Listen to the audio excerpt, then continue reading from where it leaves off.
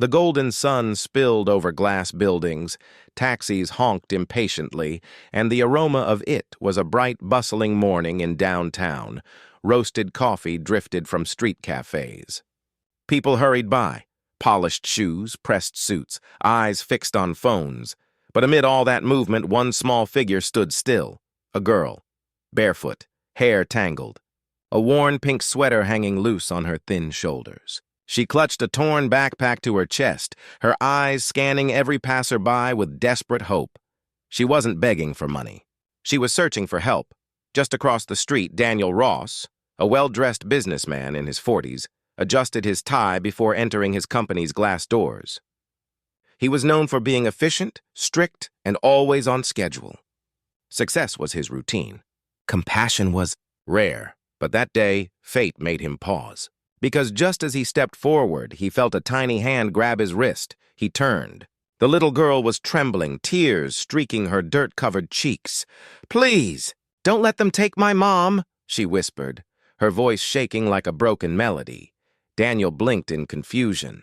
Around them, people slowed down, some staring, some pretending not to see. A nearby security guard frowned. "Hey, don't touch him, kid!" he barked, stepping closer. The girl flinched but didn't let go. "They're taking her away."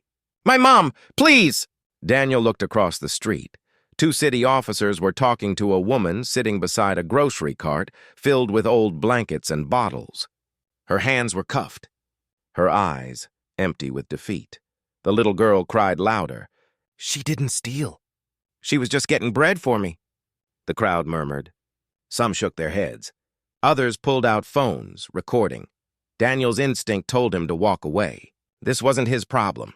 He had meetings, deadlines, investors waiting. But something in that girl's voice pierced through his polished armor. That raw fear.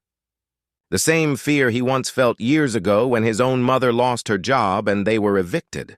He'd buried that memory deep. Until now? He took a deep breath and said, "Where's your mother?" The girl pointed, trembling, toward the officers.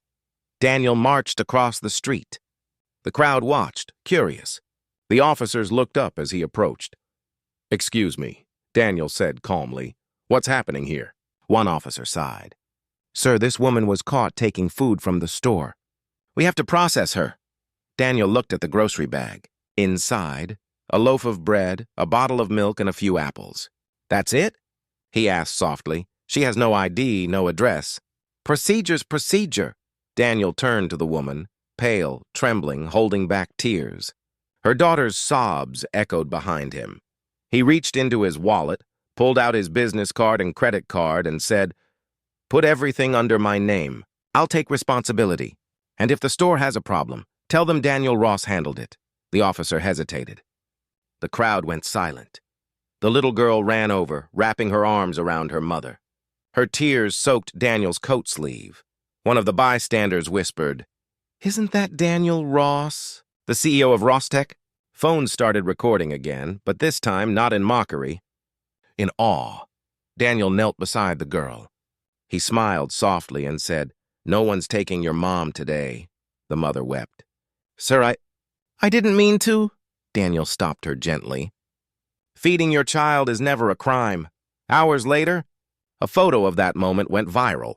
The little homeless girl clutching the businessman's hand in broad daylight, tears mixed with sunlight and hope. People captioned it, "Kindness still exists." Others wrote, "He didn't see status. He saw a mother." Within a week, Daniel started a small initiative through his company. Warm Hands, Full Hearts, offering food and shelter to struggling families in the city. The same city that once ignored that little girl now had lines of volunteers ready to help. That day didn't just change one family. It changed a man who thought success meant numbers and deals.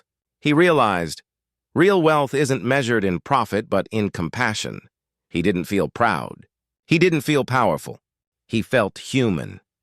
Final CTA, Kindness Valley message. If this story touched your heart, don't let it stop here. Share it, spread it. Because in a world rushing to get ahead, sometimes the greatest success is stopping to help someone who can't keep up. Never judge by appearances. Kindness Valley protects the ones who believe in love, humanity, and second chances.